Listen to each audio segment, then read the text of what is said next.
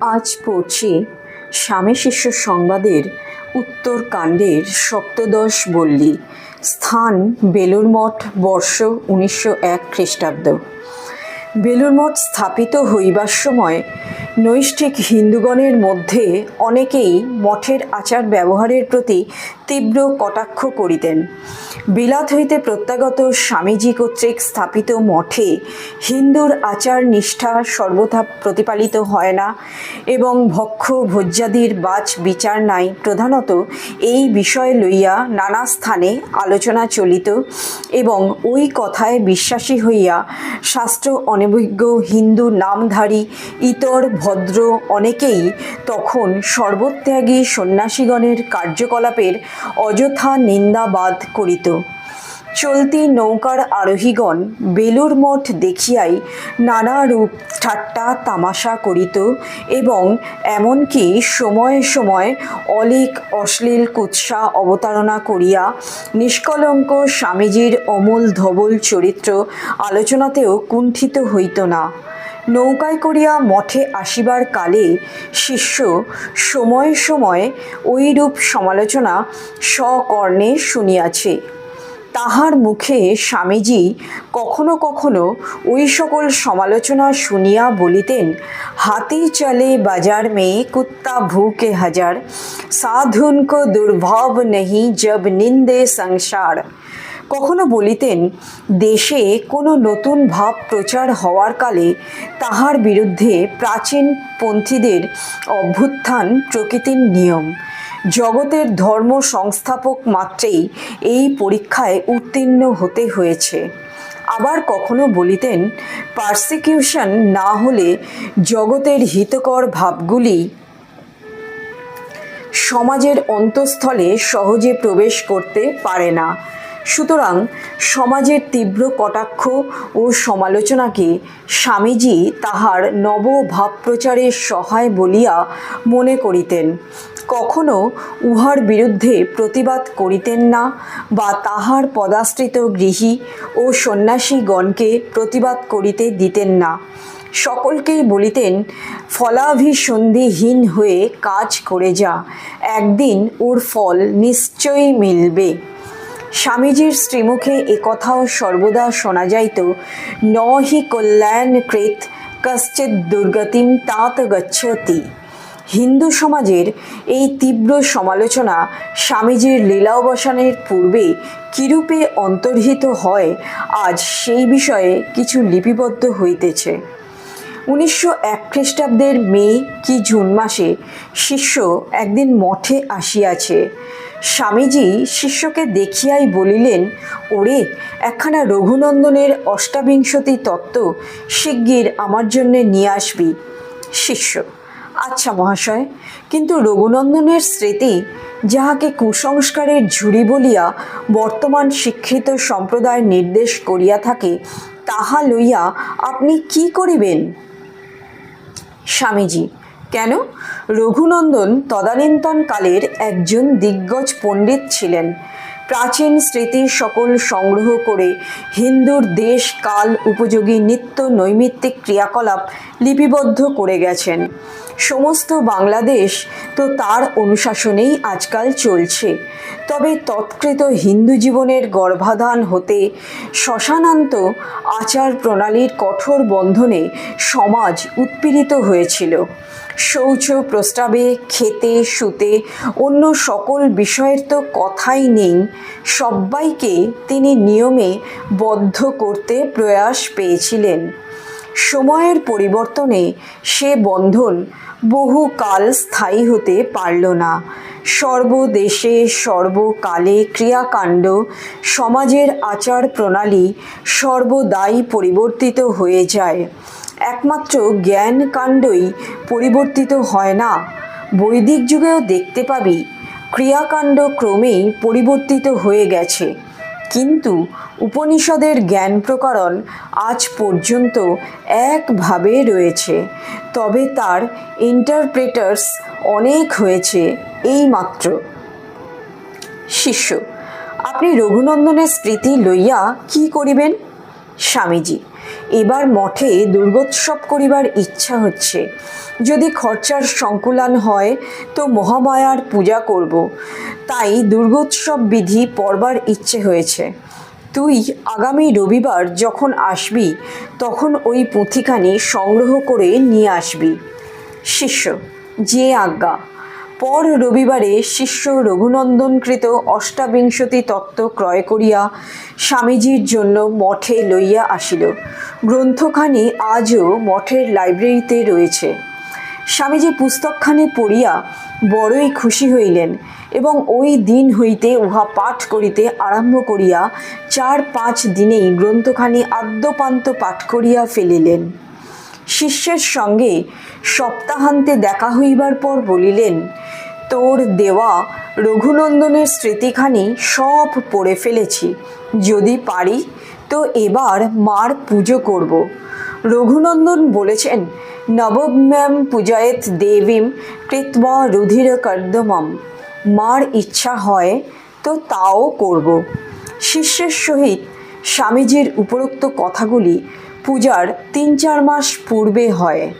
পরে ওই সম্বন্ধে আর কোনো কথাই মঠের কাহারও সহিত করেন নাই। পরন্তু তাহার ওই সময়ের চালচলন দেখিয়া শিষ্যের মনে হইত যে তিনি ওই সম্বন্ধে আর কিছুই ভাবেন নাই। পূজার 10-12 দিন পূর্ব পর্যন্ত মঠে যে প্রতিমা আনয়ন করিয়া এবৎসর পূজা হইবে এ কথার কোনো আলোচনা বা পূজার সম্বন্ধে কোনো আয়োজন শিষ্য মঠে দেখিতেই পায়নি। স্বামীজির জনৈক গুরু ভ্রাতা ইতিমধ্যে একদিন স্বপ্নে দেখেন যে মা দশভুজা গঙ্গার ওপর দিয়া দক্ষিণেশ্বরের দিক হইতে মঠের দিকে আসিতেছেন। পরদিন প্রাতে স্বামীজি মঠের সকলের নিকট পূজা করিবার সংকল্প প্রকাশ করিলে তিনিও তাহার নিকট স্বীয় স্বপ্ন বৃত্তান্ত প্রকাশ করিলেন।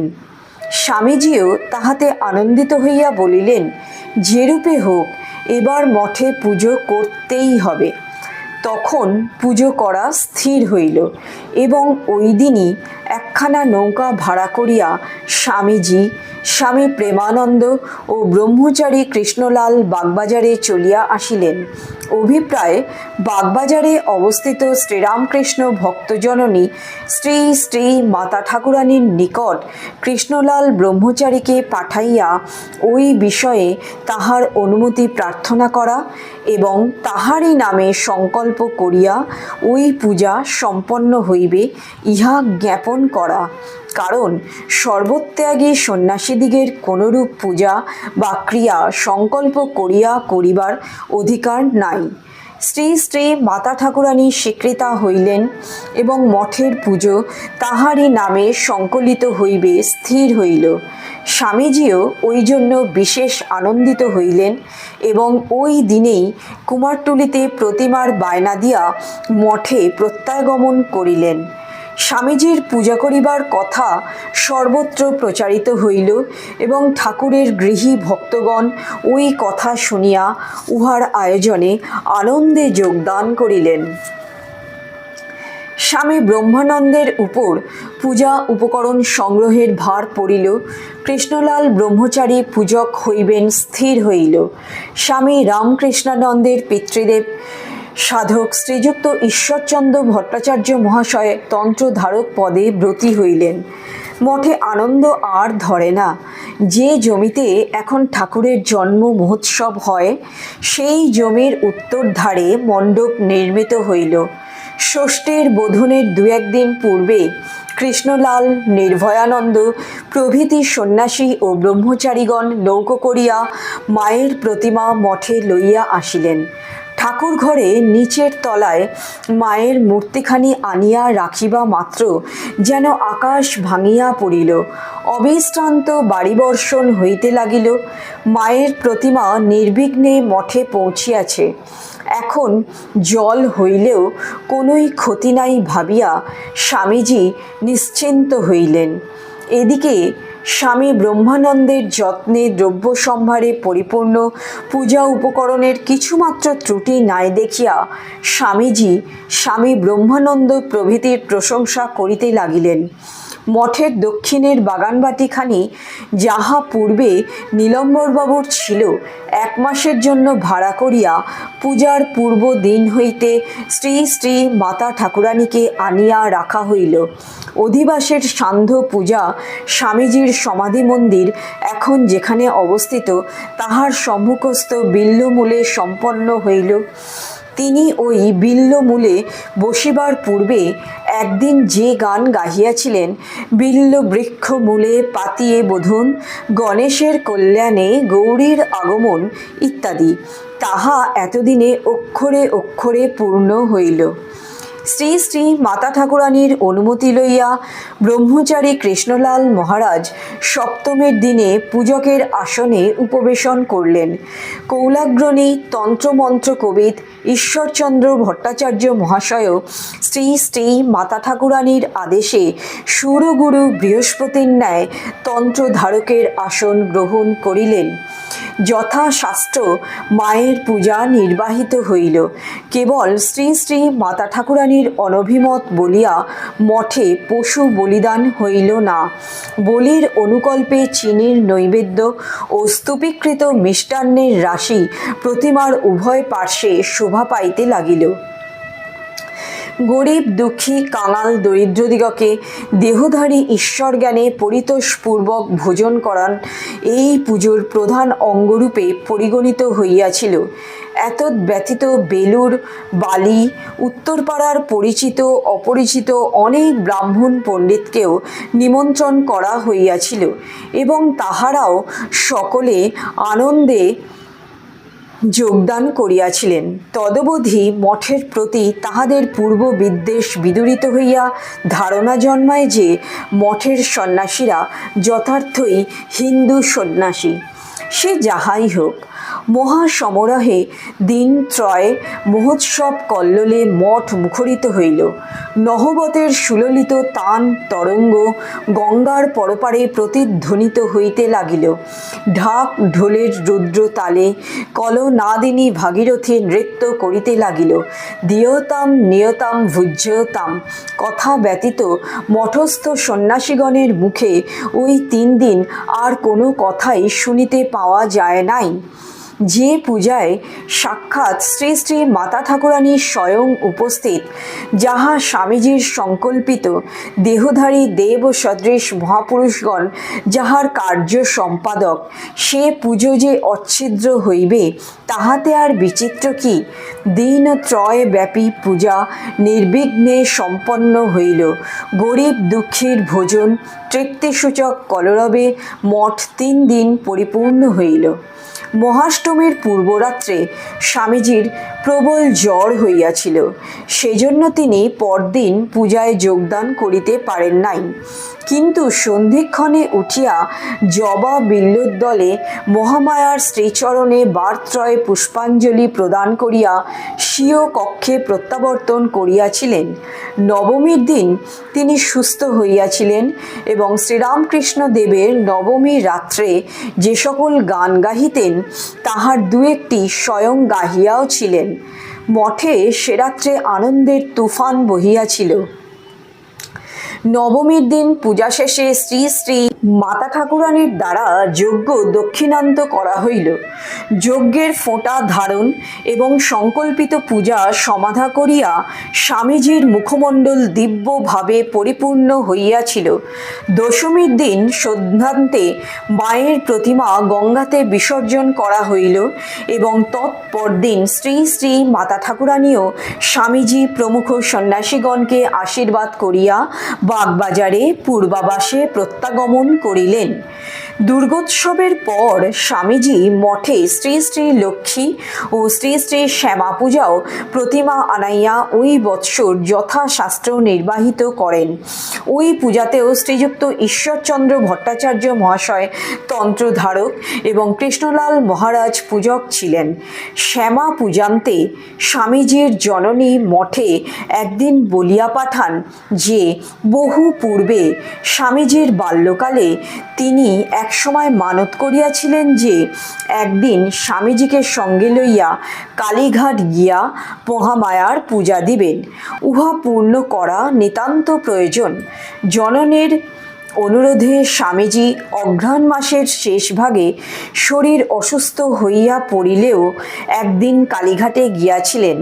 ওই দিন কালীঘাটে পূজা দিয়া মঠে ফিরিয়া আসিবার সময় শিষ্যের সহিত তাহার সাক্ষাৎ হয় এবং কিভাবে তথায় পূজাদি দেন তাহা শিষ্যকে বলিতে বলিতে মঠে প্রত্যাবর্তন করেন। তাহাই এক্ষণে লিপিবদ্ধ হল। ছেলেবেলায় স্বামীজির একবার খুব বড় অসুখ হয়। তখন তাহার জননী মানত করেন যে পুত্র আরোগ্য লাভ করিলে কালীঘাটে তাহাকে লইয়া যাইয়া মায়ের বিশেষ পূজা দিবেন এবং শ্রীমন্দিরে তাহাকে গড়াগড়ি দেওয়াইয়া লইয়া আসিবেন। ওই মানতের কথা এতকাল কাহারও মনে ছিল না। ইদানিং স্বামীজির শরীর অসুস্থ হওয়ায় তাহার গর্ভধারিণীর ওই কথা স্মরণ হয় এবং তাহাকে ওই কথা বলিয়া কালীঘাটে লইয়া যান। কালীঘাটে যাইয়া স্বামীজি কালী গঙ্গায় স্নান করিয়া জননীর আদেশে আর্দ্র বস্ত্রে মায়ের মন্দিরে প্রবেশ করেন এবং মন্দিরের মধ্যে শ্রী শ্রী কালীমাতার পাদপদ্মের সম্মুখে 3 বার গড়াগড়ি দেন। তৎপরে মন্দির হইতে বাহির হইয়া 7 বার মন্দির প্রদক্ষিণ করেন। পরে নাট মন্দিরের পশ্চিম পার্শ্বে অনাবৃত চত্বরে বসিয়া নিজেই হোম করেন। অমিত বলবান তেজস্বী সন্ন্যাসীর সেই যজ্ঞ সম্পাদন দর্শন করিতে মায়ের মন্দিরে সেদিন খুব ভিড় হইয়াছিল। শিষ্যের বন্ধু কালীঘাট নিবাসী শ্রীযুক্ত গিরীন্দ্রনাথ মুখোপাধ্যায়, যিনি শিষ্যের সঙ্গে বহুবার স্বামীজির নিকট যাতায়াত করিয়াছিলেন, ওই যজ্ঞ স্বয়ং দর্শন করিয়াছিলেন। জ্বলন্ত অগ্নিকুণ্ডে পুনঃ পুনঃ ঘৃতাহুতি প্রদান করিয়া সেদিন স্বামীজি দ্বিতীয় ব্রহ্মান্যায় প্রতীয়মান হইয়াছিলেন বলিয়া গিরীন্দ্রবাবু ওই ঘটনা আজও বর্ণনা করিয়া থাকেন। সে যাহাই হোক, ঘটনাটি শিষ্যকে পূর্বোক্তভাবে শুনাইয়া স্বামীজি পরিশেষে বলিলেন, কালীঘাটে এখনও কেমন উদার ভাব দেখলুম। আমাকে বিলাত প্রত্যাগত বিবেকানন্দ বলে জেনেও মন্দিরের অধ্যক্ষগণ মন্দিরে প্রবেশ করিতে কোনো বাধাই দেননি, বরং পরম সমাদরে মন্দির মধ্যে নিয়ে গিয়ে যথেচ্ছ পূজা করতে সাহায্য করেছিলেন। এইরূপে জীবনের শেষ ভাগেও স্বামীজি হিন্দুর অনুষ্ঠেয় পূজা পদ্ধতির প্রতি আন্তরিক ও বাহ্য বহু সম্মান প্রদর্শন করিয়াছিলেন, যাহারা তাহাকে কেবলমাত্র সে যাহাই হোক, ঘটনাটি শিষ্যকে পূর্বোক্তভাবে শুনাইয়া স্বামীজি পরিশেষে বলিলেন, কালীঘাটে এখনো কেমন উদার ভাব দেখলুম। এইরূপে জীবনের শেষ ভাগেও স্বামীজি হিন্দুর অনুষ্ঠেয় পূজা পদ্ধতির প্রতি আন্তরিক ও বাহ্য বহু সম্মান প্রদর্শন করিয়াছিলেন, যাহারা তাহাকে কেবলমাত্র বেদান্তবাদী বা ব্রহ্মজ্ঞানী বলিয়া নির্দেশ করেন। এই পূজা অনুষ্ঠান প্রভৃতি তাহাদিগের বিশেষ রূপে ভাবিবার বিষয়। আমি শাস্ত্র মর্যাদা নষ্ট করিতে আসি নাই, পূর্ণ করিতে আসিয়াছি। I have come to fulfil and not to destroy. উক্তিটির সফলতা স্বামীজি ঐরূপ নিজ জীবনে বহুধা প্রতিপালন করিয়া গিয়াছেন। বেদান্ত কেশরী শ্রী শঙ্করাচার্য বেদান্ত নির্ঘোষে ভুলক কম্পিত করিয়াও যেমন হিন্দুর দেবদেবীর প্রতি সম্মান প্রদর্শন করিতে ত্রুটি করেন নাই, ভক্তি প্রণোদিত না হইয়া নানা স্তব স্তুতি রচনা করিয়াছিলেন, স্বামীজিও তদ্রূপ সত্য ও কর্তব্য বুঝিয়াই পূর্বোক্ত অনুষ্ঠান সকলের দ্বারা হিন্দু ধর্মের প্রতি বহু সম্মান প্রদর্শন করিয়া গিয়াছেন। রূপে, গুণে, বিদ্যায়, বাগ্মিতায়, শাস্ত্র ব্যাখ্যায়, লোক কল্যাণ কামনায়, সাধনায় ও জিতেন্দ্রিয়তায় স্বামীজির তুল্য সর্বজ্ঞ সর্বদর্শী মহাপুরুষ বর্তমান শতাব্দীতে আর কেহই জন্মগ্রহণ করেন নাই। ভারতের ভবিষ্যৎ বংশাবলী ইহা ক্রমে বুঝিতে পারিবে। তাহার সঙ্গ লাভ করিয়া আমরা ধন্য ও মুগ্ধ হইয়াছি বলিয়াই এই শঙ্করোপম মহাপুরুষকে বুঝিবার ও তদাদর্শে জীবন গঠন করিবার জন্য জাতি নির্বিশেষে ভারতের যাবতীয় নর নারীকে আহ্বান করিতেছি। জ্ঞানে শঙ্কর, সহৃদয়তায় বুদ্ধ, ভক্তিতে নারদ, ব্রহ্মতায় শুকদেব, তর্কে বৃহস্পতি, রূপে কামদেব, সাহসে অর্জুন এবং শাস্ত্রজ্ঞানে ব্যাসতুল্য স্বামীজির সম্পূর্ণতা বুঝিবার সময় আজ উপস্থিত হইয়াছে। সর্বতোমুখী প্রতিভা সম্পন্ন শ্রী স্বামীজির জীবনী যে বর্তমান যুগে আদর্শরূপে একমাত্র অবলম্বনীয়, তাহাতে আর কোনোই সন্দেহ নাই। এই মহা সমন্বয় আচার্যের সর্বমত সমঞ্জসা ব্রহ্মবিদ্যার তমনাশী কিরণজালে শশাগড়া ধরা আলোকিত হইয়াছে। হে ভ্রাত, পূর্বাকাশে এই তরুণ অরুণ ছটা দর্শন করিয়া জাগরিত হও, নবজীবনের প্রাণ স্পন্দন অনুভব করো। নমস্কার।